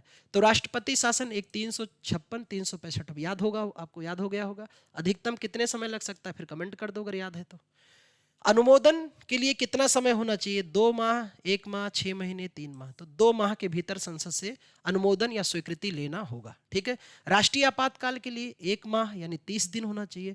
और राष्ट्रपति शासन हो या वित्तीय आपातकाल हो, इन दोनों के समय 2 माह के भीतर अनुमोदन लेना होता है। अनुमोदन मतलब स्वीकृति। राष्ट्रपति के चुनाव के संबंध में निम्नलिखित में से कौन सा कथन सत्य है? अगर राष्ट्रपति का चयन करने वाली पीठ में उल्लेखनीय रिक्तियां हो तो राष्ट्रपति के रूप में किसी व्यक्ति को चुनाव पर सवाल उठाया जा सकता है, पहला कथन है। दूसरा कथन कह रहा है राष्ट्रपति पद के लिए नामांकित व्यक्ति को अपना नाम पत्र पर दर्ज कराने के लिए 50 मतदाता प्रस्तावक के रूप में और 50 मतदाता समर्थक के रूप में चाहिए। तो पहला कथन जो है वो गलत है। पहला कथन है कि राष्ट्रपति चयन में पीठ का उल्लेख रिक्तियां हो तो राष्ट्रपति किसी व्यक्ति को चुनाव के सवाल उठाया जा सकता है, गलत है। दूसरा कथन जो है वो सही, यानी क्यों क्या है? सही। क्योंकि कल भी मैंने आपको बताया था, राष्ट्रपति, जब आपको राष्ट्रपति की निर्वाचन रीति हम लोगों ने बात किया था, राष्ट्रपति की निर्वाचन रीति, तो आप पिछले क्लास में देखे होंगे, खूब बढ़िया समझ में आ रहा होगा आपको। ठीक है, अब अगर आप यहीं पर सीधा इसी क्लास में आ गए, इसी वीडियो को देख रहे हैं, तो उम्मीद है कि आप थोड़ा सा कंफ्यूजन में होंगे, क्योंकि पिछला अगर आपने श्रृंखला देखा तो आपको खूब बढ़िया समझ में आएगा। राष्ट्रपति उपराष्ट्रपति निर्वाचन जो रीति है, राष्ट्रपति उपराष्ट्रपति वाइस प्रेसिडेंट निर्वाचन अधिनियम एक्ट जो बनाया गया था 1952 का, जिसमें संशोधन 1997 में किया गया और जिसमें कहा गया कि राष्ट्रपति बनने के लिए आपको 50 प्रस्तावक, 50 सदस्य प्रस्तावक और 50 सदस्य प्रस्तावक और 50 अनुमोदक होने चाहिए, ऐसा इसमें मेंशन किया गया है। ठीक है, नए संशोधन के द्वारा। और पहले इसके 1997 के पहले, 1957 नहीं 1997 के पहले 20 प्रस्तावक और 20 अनुमोदक हुआ करते थे। निम्नलिखित में से राष्ट्रपति की कौन सी न्यायिक शक्ति उसकी परिभाषा से मेल नहीं खाती है? ऑप्शन है रूपांतरण, पूर्ण क्षमादान, दंड विराम, कम सजा देना, दंड निलंबन, सजा को अस्थायी तौर पर टालना, दंड घटाना यानी सजा को कम करना। तो पहला मेल नहीं खाता, रूपांतरण। ठीक है, क्योंकि अनुच्छेद 72 जब आप पढ़ते हैं, आर्टिकल 72, राष्ट्रपति की क्षमादान की शक्ति, क्षमादान, न्यायालय के बाद अगर क्षमादान की शक्ति किसी के पास है तो राष्ट्रपति के पास, तो राष्ट्रपति की न्यायिक शक्ति में जो क्षमादान है कि वो क्षमा कर सकता है, ठीक है, राष्ट्रपति। तो राष्ट्रपति की यही एक व्यक्ति है जो किसी की मृत्युदंड हो या कोर्ट मार्शल की सजा हो, किसी को भी क्षमा कर सकता है। दंड, विराम, परिहार, लघुकरण, प्रविलंबन इत्यादि के संदर्भ में क्षमादान है। दंड, विराम, परिहार, लघुकरण, वह प्रविलंबन कर सकता है, प्रविलंबन कर सकता है। इतना पावर दिया गया है एक और एक मात्र व्यक्ति, हमारे राष्ट्राध्यक्ष को, न्यायालय के बाद। क्योंकि न्यायालय का भी मानना है कि कभी त्रुटि हमसे हो सकती है, हमारे सामने शायद वो साक्ष्य ना आए जो आने चाहिए। तो न्यायपालिका नहीं चाहती कि किसी ऐसे व्यक्ति की मौत हो जाए जिसने कानून का उल्लंघन न किया हो, क्योंकि आप जानते हैं कानून हमारा अंधा है और वो साक्ष्य सबूतों पर चलता है। अब पता चला हत्या किसी और व्यक्ति ने की और उसमें फंसा किसी और को दिया गया और जबरन ले दे करके गवाही दिला दी गई, अब उस व्यक्ति को तो सजाए मौत अनाउंस हो गया। तो कभी भी न्यायपालिका हमारी नहीं चाहती कि निर्दोष व्यक्ति को फांसी के तख्ते पे ले जाया जाए। इसलिए एक मौका यहाँ भी एक दिया गया कि अगर न्यायपालिका से मान लो कोई गलती हो गई, त्रुटि हो गई, न्यायपालिका से गलती का मतलब है कि उनके सामने जो एविडेंस लाए गए उसके आधार पर अगर जो त्रुटि हो जाए तो राष्ट्रपति के पास एक बार मौका है कि वहाँ अगर आप क्षमादान के लिए भेजते हैं तो हो सकता है कि वो आपकी सजाओं को क्षमा कर दे। क्योंकि हमारे यहाँ श्रीमती प्रतिभा देवी सिंह पाटिल ऐसी एकमात्र राष्ट्रपति हुई जिन्होंने सबसे ज़्यादा क्षमादान किया, सबसे ज़्यादा क्षमादान करने वाली राष्ट्रपति बन गई थी। केंद्र में संघ की कार्यपालिका में होते हैं राष्ट्रपति, उपराष्ट्रपति, प्रधानमंत्री, लोकसभा अध्यक्ष। तो इसमें राष्ट्रपति भी होते हैं, उपराष्ट्रपति भी होते हैं, प्रधानमंत्री। तो सही ऑप्शन कौन हो गया? ए, बी, डी। तो बिल्कुल सही हो जाएगा। क्योंकि संघ की कार्यपालिका की अगर हम लोग बात करते हैं तो देखो संघ की कार्यपालिका कैसे बनती है, इस बात को ध्यान में रखना। संघ की कार्यपालिका, संघ की कार्यपालिका के संदर्भ में प्यारे साथी ध्यान रखना कि संघ की कार्यपालिका में शामिल होते हैं राष्ट्रपति, उपराष्ट्रपति,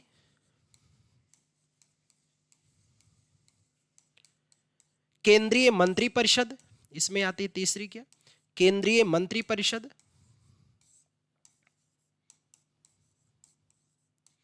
और फिर आते हैं आपके महान्यायवादी, the attorney general of India, महान्यायवादी। इन सब से मिलकर के ही बनती है आपकी क्या? तो इन सब से मिलकर के बनती है संघ की कार्यपालिका। अनुच्छेद 52 में कहता है ना भारत का एक राष्ट्रपति होगा, 63 कहता है उपराष्ट्रपति होगा, 74 में मंत्रिपरिषद का जिक्र है और 76 में महान्यायवादी का जिक्र होता है। ठीक है, अगले सवाल पे चलते हैं। अगला सवाल ये रहा, स्वयं इस्तीफा देने के अलावा इनमें से किन पद्धतियों के द्वारा किसी राज्य के राज्यपाल को उनके पद से हटाया जा सकता है? राष्ट्रपति द्वारा पदच्युत करके, लोकसभा द्वारा महाभियोग से, विधानसभा द्वारा महाभियोग से। ठीक है, अब दोनों कथन है, ध्यान से देखिए कि किसके द्वारा हटाया जा सकता है। तो अगर स्वयं वो त्यागपत्र दे रहे हैं तब तो ठीक है, अगर नहीं दे रहे हैं तो नियुक्ति कौन करते हैं? राष्ट्रपति, और हटा भी कौन सकते हैं? राष्ट्रपति के द्वारा ही हटाया जाएगा, है ना। ऑप्शन बी फॉर बाहुल भी करेक्ट है। 1983 में स्थापित राज्यपत्र देश, राज्य, केंद्र राज्य सरकारों के बीच अधिकारों के संतुलन को जांचना और भारत के संविधान के ढांचे के भीतर परिवर्तन का सुझाव किसने दिया था? तो ऑप्शन ये है, राजमन्नार समिति ने, मल्होत्रा समिति ने, सरकारिया समिति ने और नरसिम्हन समिति ने। तो सही ऑप्शन आपको बताना है कि इसमें सही विकल्प क्या होगा, सरकारिया आयोग ने। सरकारिया 1983 में केंद्र राज्य संबंध के संदर्भ में रिपोर्ट देती है। राजमन्नार समिति भी यही है, केंद्र राज्य संबंध के संबंध में रिपोर्ट देती है। 30 नवंबर 2017 को भारत के नियंत्रक महालेखा परीक्षक कौन थे? क्योंकि ये पुराना डाटा है तो पुराना आंकड़ा पूछा गया है इसमें कि उस समय कौन थे। ऑप्शन है कोसुराजू बीरे चौधरी, दूसरा ऑप्शन आपके सामने है अनिल कुमार सिन्हा, शक्तिकांत शर्मा, राजू महर्षि। तो उस समय थे कौन? राजू महर्षि। लेकिन अभी वर्तमान में अगर बात किया जाए कि वर्तमान में कौन है, के संजय मूर्ति। वर्तमान के कैग कौन है? तो अभी जिस समय हम लोग पढ़ रहे हैं उस समय है के संजय मूर्ति। के संजय मूर्ति साहब हैं, इन्हें नोट डाउन कर लेना कहीं पर। सरकारी बजट पेश करने की तारीख कौन तय करता है? ऑप्शन आपके सामने है, बहुत ही आसान। अब इससे ज़्यादा आसान सवाल अगर आप उम्मीद करोगे तो फिर इससे ज़्यादा आसान सवाल आने वाला नहीं है। केंद्रीय मंत्रिमंडल, राष्ट्रपति, वित्त मंत्री, लोकसभा अध्यक्ष। तो किसके द्वारा किया जाता है? राष्ट्रपति के द्वारा तय किया जाता है। भारत सरकार के राजस्व और व्यय के लेखा परीक्षा के लिए भारत सरकार संसद द्वारा गठित संसद के चयनित सदस्यों की एक समिति है। लोक लेखा समिति, भारत के नियंत्रक एवं महालेखा परीक्षक, सार्वजनिक उपक्रमों पे समिति और वित्त आयोग। तो वो हमारी कौन सी होती है? लोक लेखा समिति, जिन्हें हम लोग कहते हैं PAC के नाम से भी जाना जाता है, पब्लिक अकाउंट कमेटी। इसका गठन 1921 में किया गया था। ये हमारे देश की सबसे पुरानी समिति, सबसे पुरानी संसदीय समिति है। 1919 के एक्ट के तहत 1921 में इसका गठन किया गया था और इसमें 22 सदस्य होते हैं। कुल सदस्य कितने हैं? तो 22 सदस्य इसमें होते हैं और 22 में से मेरे साथी ध्यान में रखना, लोकसभा से 15 सदस्य और राज्यसभा से 7 सदस्य होते हैं। राज्यसभा से 7 सदस्य होते हैं। और ये जो पब्लिक अकाउंट कमेटी हमारा PAC है, ये लोक लेखा के कार्यों में मदद करने के लिए की जाती है, उसके लिए गठित होती है। और एक बात ध्यान रखना, ये हमारी कैसी कमेटी है? वित्तीय समिति है, वित्तीय कमेटी है। और इसका जो अध्यक्ष होता है, तो इनका अध्यक्ष की एक तो बात ये समझो कि इनके अध्यक्ष की नियुक्ति कौन करता है। ये सवाल पे आप कमेंट भी करो, जल्दी से मैं देखना चाहता हूं कि आपकी जानकारी, ज्ञान लब्धि कहां तक पहुंच रही है। तो नियुक्ति इनका करते हैं लोकसभा अध्यक्ष। लोकसभा अध्यक्ष नियुक्ति करते हैं और इनका अध्यक्ष जो होता है वो विपक्ष का नेता। 1967 से व्यवस्था बदल गई, विपक्ष का नेता।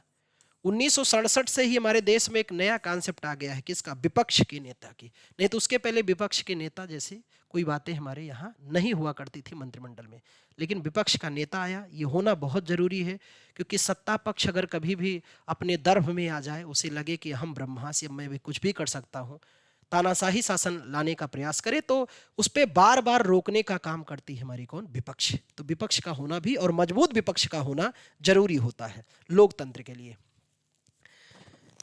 बी शिवरमन समिति की सिफारिश किस वर्ष लागू की गई थी? ऑप्शन 1984, 1981, 1982 और 1983। तो सही ऑप्शन हो जाएगा कि ये लागू की गई थी 1982 में। और इसी कमेटी की सिफारिश पर ही हमारे यहाँ 12 जुलाई 1982 को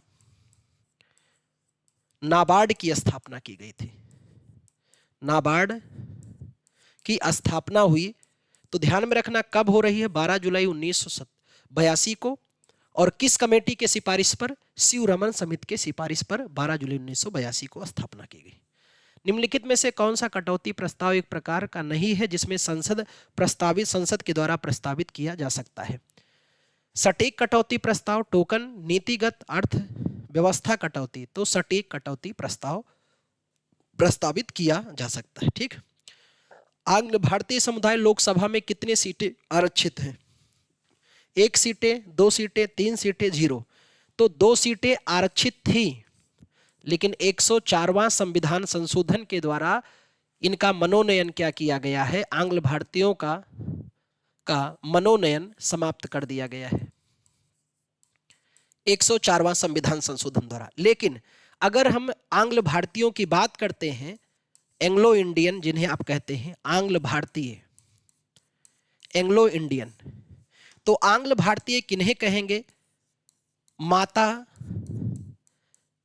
अगर भारत की हो, माता भारतीय हो और पिता यूरोपीय हो, या आप कह सकते हैं कि माता यूरोपीय हो और पिता भारतीय हो, उस कहते हैं उसके बाद इनकी जो संतानें हमारे देश में, अब ऐसे स्थिति कैसे यूरोपीय आ गए भारत में, माता पिता कॉन्सेप्ट क्यों आ रहा है?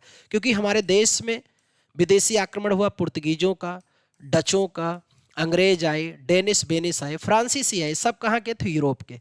तो यहाँ पर आए, व्यापार किए, फिर यहीं बस गए, यहीं शादी विवाह किया, बाल बच्चे इनके यहीं रह गए। तो संविधान में इनके लिए भी प्रावधान किया गया। मदर इंडियन हो, फादर यूरोपियन हो, या मदर यूरोपियन हो, फादर इंडियन हो, तो ये क्या कहलाएंगे? आंग्ल भारतीय, या इन्हीं को एंग्लो इंडियन कहा जाता है।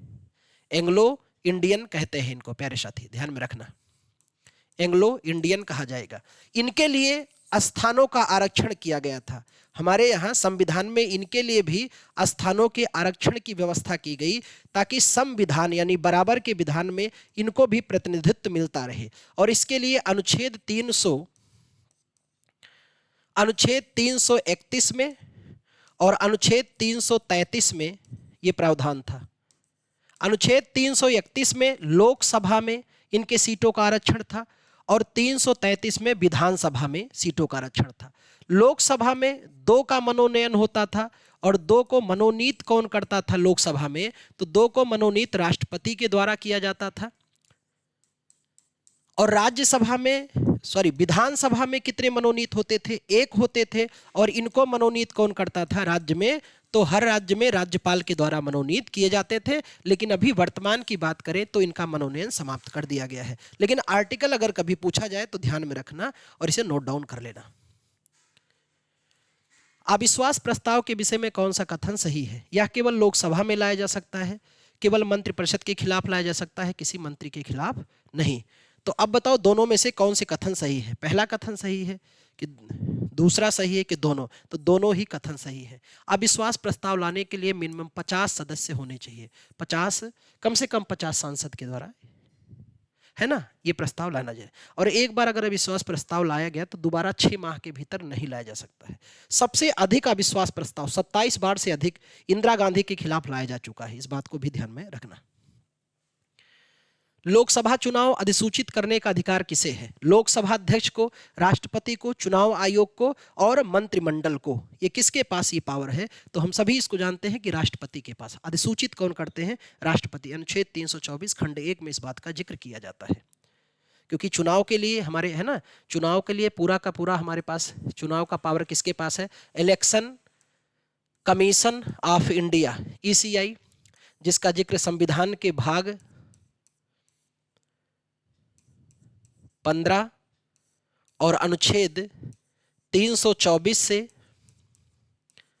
329 तक है। 324 से 329 तक। ठीक। अगला सवाल है, भारत की कम्युनिस्ट पार्टी का गठन किस वर्ष किया गया? तो 1925 में इसका गठन किया गया। किसके द्वारा? MN राय के द्वारा। इस बात को भी नोट डाउन करना, यह सवाल कई बार आयोग ने पूछा है, इस बात को भूलना बिल्कुल नहीं। ठीक है। तो 1925 में MN राय के द्वारा, मानवेंद्र नाथ राय द्वारा कम्युनिस्ट पार्टी का गठन किया गया था। निम्नलिखित में से कौन सा वक्तव्य राज्यसभा के सदस्य के लिए सही है?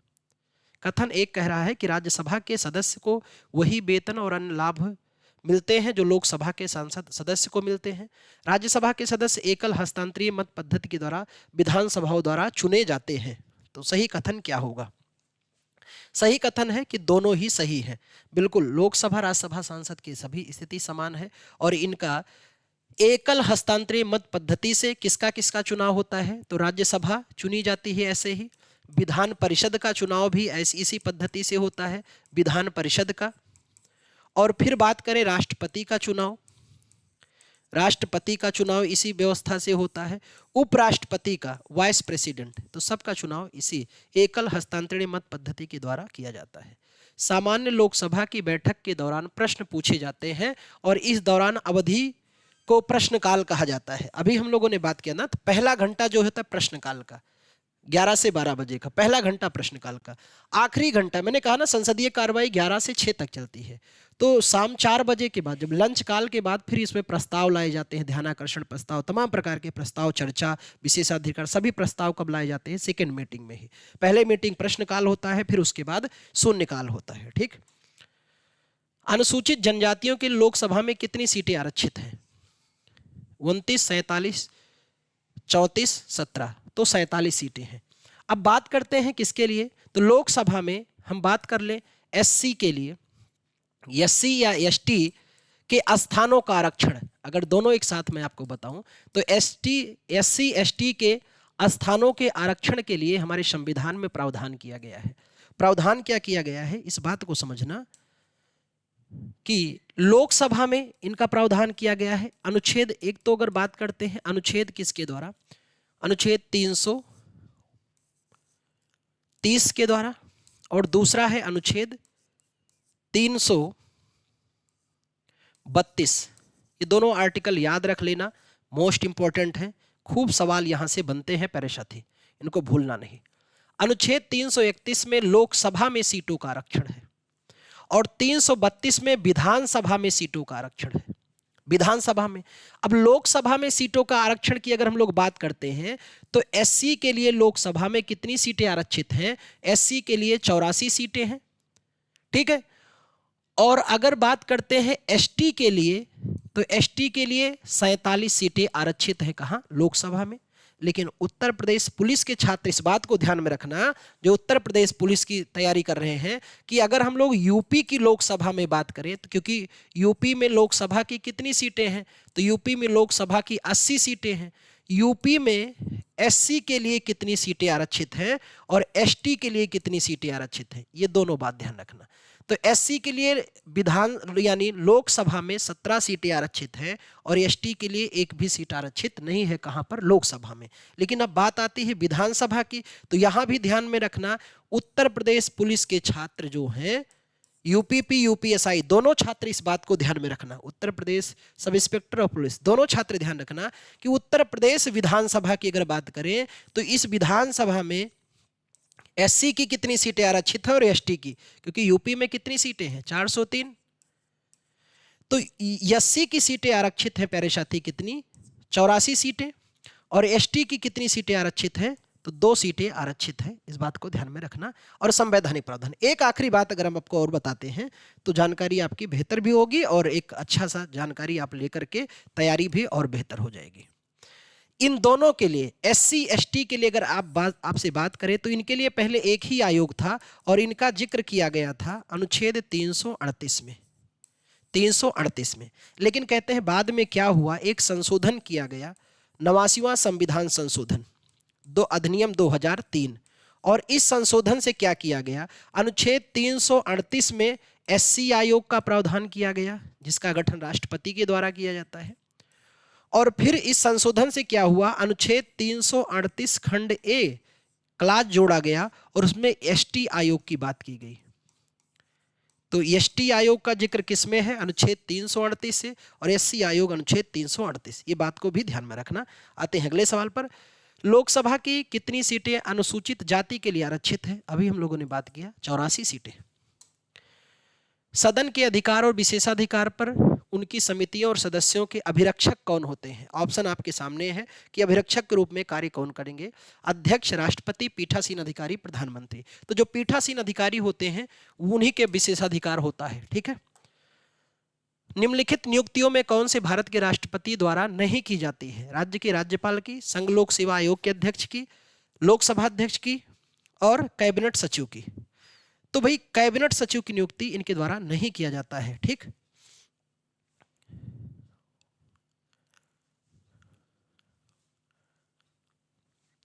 हाँ रुकिए एक मिनट, ऑप्शन क्या है इस पे? लोकसभा अध्यक्ष की, सॉरी, हाँ ये ध्यान रखना, क्योंकि यहाँ थोड़ा सा मिस्टेक, इसको सही कर लेना। लोकसभा अध्यक्ष की, क्यों? क्योंकि लोकसभा अध्यक्ष कैसे चुने जाते हैं? सदस्यों में से सदस्यों के द्वारा। तो इनका चयन यानी नियुक्ति राष्ट्रपति नहीं करते, बाकी सबकी, कैबिनेट सचिव की भी नियुक्ति राष्ट्रपति की सहमति से ही की जाती है। ठीक। तो लोकसभा अध्यक्ष द्वारा नहीं की जाती है, इसको मेंशन कर लेना। प्रधानमंत्री सहित मंत्रिमंडल में कुल सदस्य संख्या लोकसभा के सदस्यों की संख्या से अधिक नहीं होगी। कितने प्रतिशत? 15%। इसके लिए एक प्रावधान किया गया था 91वां संविधान संशोधन अधिनियम 2000 3 के द्वारा प्रावधान किया गया कि पूरी मंत्रिपरिषद में लोकसभा की जो सदस्य संख्या होगी 15% से अधिक नहीं होगी। इस संशोधन को ध्यान में रखना है। एक सतर्कता के दृष्टिकोण से सरकारी संगठन के निर्माण कार्यों के तकनीकी लेखा परीक्षा के कार्य को सौंपा गया है। तो ये कार्य किसको सौंपा गया है? ऑप्शन है कैग को, सेंट्रल ब्यूरो ऑफ इन्वेस्टिगेशन, सतर्कता आयुक्त, लोक आयुक्त। तो कैग को सौंपा गया है, भारत के नियंत्रक एवं महालेखा परीक्षक, जिन पर हम लोगों ने कई सवाल अभी तक कर चुके हैं। लोकपाल, अभी मैंने देखो इस लोकपाल के बारे में आपको खूब बेहतर पढ़ाया। इसके पहले के क्लास अगर आपने देखा है प्रीवियस ईयर की श्रृंखला, तो मैंने लोकपाल की हर एक बारीकी आपको बताया है। बाकी डिटेल क्लास में हम लोग चर्चा करेंगे, ठीक है। फाउंडेशन बैच आपके लिए लेकर बिल्कुल हाजिर हो रहे हैं, वो भी निःशुल्क, उसका भी कोई शुल्क नहीं लगेगा।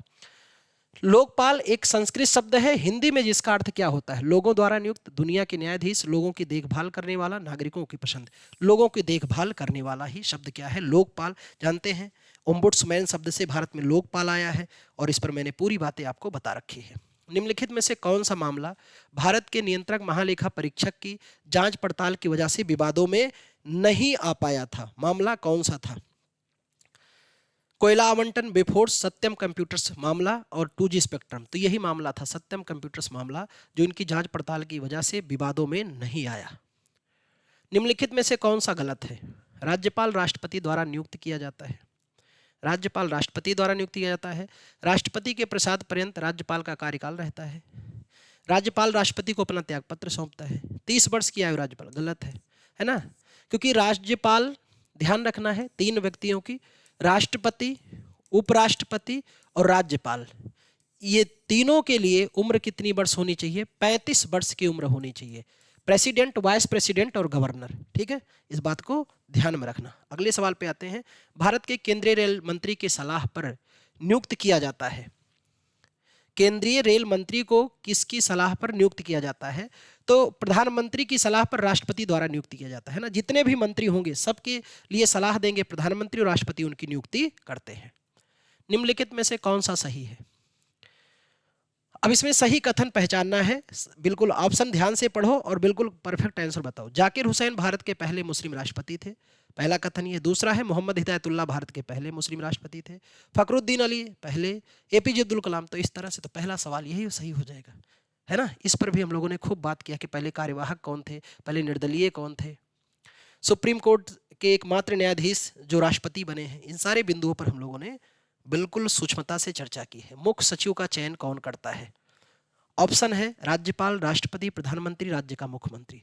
तो राज्य में है तो राज्य का मुख्यमंत्री मुख्य सचिव का चयन करता है। भारत में सशस्त्र बलों का सुप्रीम कमांडर कौन होता है? राष्ट्रपति, है ना। अनुच्छेद 53 के खंड 2 में मैंने आपको पहले ही बता दिया था। तो इन सभी सवालों पर ज्यादा व्याख्या इसलिए नहीं रख रहे हैं क्योंकि क्या मतलब इसमें, बस प्रश्न देखो, आंसर, क्योंकि इस पर हम लोगों ने पहले ही व्याख्या कर लिया है, तो उसको देखेंगे तो फटाफट सीरीज चलती रहेगी, है ना। लोकसभा में राज्यों को किस आधार पे सीटें आवंटित होती हैं? जनसंख्या के आधार पे। और आप जानते हैं अभी लोकसभा में भी जनसंख्या का आधार कब, किस वर्ष का लिया गया है? 1971 की जनगणना के आधार पर ही चल रहा है, और ये कब तक रहेगा? 2026 तक यथावत। 2026 तक इसमें कोई बदलाव नहीं होगा। अगला सवाल है, अखिल भारतीय सेवाओं की नियुक्ति कौन करता है? प्रधानमंत्री, संघ लोक सेवा आयोग, संसद और राष्ट्रपति। तो किनके द्वारा किया जाता है? राष्ट्रपति के द्वारा किया जाता है। केंद्र की कार्यपालिका शक्ति निहित होती है किसमें? तो हम लोग पहले भी बात कर चुके हैं कि केंद्र की कार्यपालिका शक्ति राष्ट्रपति में निहित होती है। औपचारिक और वास्तविक तो प्रधानमंत्री में होती है। अनुच्छेद 53 हम लोग बात करते हैं ना कि संघ की कार्यपालिका शक्ति का प्रधान कौन होगा? राष्ट्रपति ही होगा। राज्यसभा के सदस्य का कार्यकाल कितने वर्ष का? अब देखो ये सवाल 2 बार आयोग पूछ चुका है ना। कितने वर्ष का होता है? 6 वर्ष का कार्यकाल होता है। लोकसभा का कोरम कितना होता है? 1/10। यानी अगर 1/10 भी लोकसभा की वर्तमान सदस्य संख्या कितनी? 543। 543 का 1 बटा कम करो, 1/10 करो। अगर 1/10 से कम सदस्य हैं तो सदन की कार्रवाई नहीं चलेगी। यानी मिनिमम कहे तो 55 सदस्य तो कम से कम होने चाहिए कार्यवाही चलने के लिए, नहीं तो कार्यवाही नहीं चलेगी, सदन स्थगित कर दिया जाएगा। 55 से कम नहीं, 55 से ऊपर का मतलब कि पूरे बैठे रहें कोई दिक्कत नहीं, पर 55 से कम नहीं होने चाहिए। 1/10। राज्यसभा की सदस्यावधि होती है, तो राज्यसभा की सदस्यावधि, ध्यान से पढ़ो प्रश्न को और आंसर अब बताओ कि इसकी सदस्यावधि कितने वर्ष की होती है। अब आपको लगेगा ये क्या हो गया, कोई विशेष नहीं, कितना भी कहें, पढ़ो ध्यान से, देखो, एकदम निडर रहो। कितने वर्ष? 6 वर्ष। ठीक है, सदस्यों का कार्यकाल कितने वर्ष होता है? 6 वर्ष ही होता है। भारत के वर्तमान राष्ट्रपति कौन है? तो ये पुराना डाटा था, उस समय जिस समय का सवाल पूछा गया प्यारे साथी, उस समय राष्ट्रपति हुआ करते थे कौन? प्रणब मुखर्जी साहब। पर इस समय राष्ट्रपति कौन है? तो वर्तमान में राष्ट्रपति आपके कौन है? महामहिम श्रीमती द्रौपदी मुर्मू। महामहिम श्रीमती द्रौपदी मुर्मू है, डीडी है ना, द्रौपदी मुर्मू जी, जो व्यक्ति क्रम में 15वीं और कार्यकाल में 16वीं है। और कहते हैं इन्हीं के बारे में, पहली आदिवासी महिला राष्ट्रपति कौन है? तो पहली आदिवासी महिला राष्ट्रपति द्रौपदी मुर्मू है। ठीक, अगले सवाल पे आते हैं। तेलंगाना राज्य किस राज्य के विघटन से बना था? कर्नाटक, आंध्र प्रदेश, तमिलनाडु, केरल। तो आंध्र प्रदेश को ही काट के 2014 में तेलंगाना बनाया गया था। ठीक है, सबसे नवीन राज्य हमारा ये माना जाता है। सबसे पहले भाषा के आधार पर पुनर्गठित राज्य आंध्र प्रदेश 1953 में। और भाषा के आधार पर पुनर्गठित दूसरा राज्य कौन है? कमेंट करके बताओ। क्या कमेंट करोगे? दूसरा कोई राज्य नहीं है ना, भाषा के आधार पर एक ही राज्य पुनर्गठित हुआ है। जब कोई राज्य राष्ट्रपति शासन के अंतर्गत होता है तब उस राज्य का बजट कौन पारित करता है? राष्ट्रपति, संघीय मंत्रिपरिषद, संसद और वित्त मंत्रालय। अभी कल भी हम लोगों ने इस सवाल को देखा था, पर कल इसके सवाल का आंसर कुछ और तरीके से था, है ना, उसमें लोकसभा राज्यसभा इस तरह करके था। आज क्या ऑप्शन में? तो इसका बजट कौन पेश करता है? संसद। ठीक, राष्ट्रपति शासन कितने आधारों पर किस अनुच्छेद से लगता है? अभी हम लोगों ने इस पर चर्चा की है। राष्ट्रपति एक अध्यादेश जारी कर सकता है जब उसका समाधान हो जाता है कि तत्काल कार्रवाई किया जाना आवश्यक है। नंबर 1 कथन है, किंतु संसद केवल एक सदन सत्र में हो। दूसरा कह रहा है, पहला हो गया कि संसद का केवल एक सदन सत्र में हो, दूसरा कह रहा है संसद के दोनों सदन सत्र में हो, कोई भी सदन सत्र में ना हो। तो जब कोई नहीं होता तभी तो अध्यादेश जारी होता है। अध्यादेश पे एक छोटा सा क्लास मैंने खूब बेहतर आपको समझाया है, और इसके पहले के ही सेशन में आपने समझा होगा उसको। संसद व विधानसभा जिन विषयों पर कानून बना सकते हैं उनका उल्लेख किस अनुसूची में है? सप्तम, 7वीं अनुसूची में ही विधायी शक्तियों का बंटवारा किया गया है। विधायी शक्तियों का बंटवारा किया गया है 3 सूचियों में। वो है आपके संघ सूची के विषय, राज्य सूची के विषय और समवर्ती सूची के विषय। समवर्ती सूची के विषय, मूल विषय इसमें कितने थे? 97। राज्य में मूल विषय थे आपके 66। समवर्ती में मूल विषय कितने थे? 47। और अभी इसमें बढ़कर लगभग कितने? 100 के लगभग हो गए हैं। इसमें 61 हो चुके हैं और इसमें 52 हो चुके हैं, यानी 5 विषय जोड़े गए हैं। किस संशोधन के द्वारा? 42वां संविधान संशोधन अधिनियम 1976 के द्वारा 5 विषय, जिसमें एक है आपका वन समवर्ती सूची में, दूसरा है शिक्षा, तीसरा है नाप तौल, फिर है न्यायिक प्रशासन,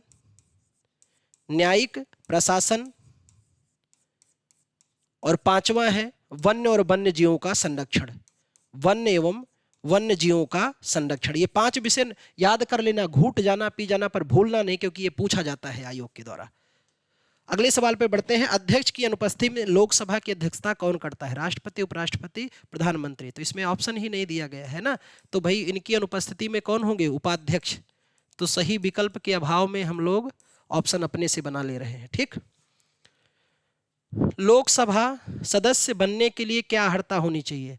संबंधित नाम मतदाता सूची में दर्ज है, उसका नाम भारत में कहीं भी मतदाता सूची में दर्ज, न्यूनतम 30 वर्ष हो, वह पढ़ा लिखा हो।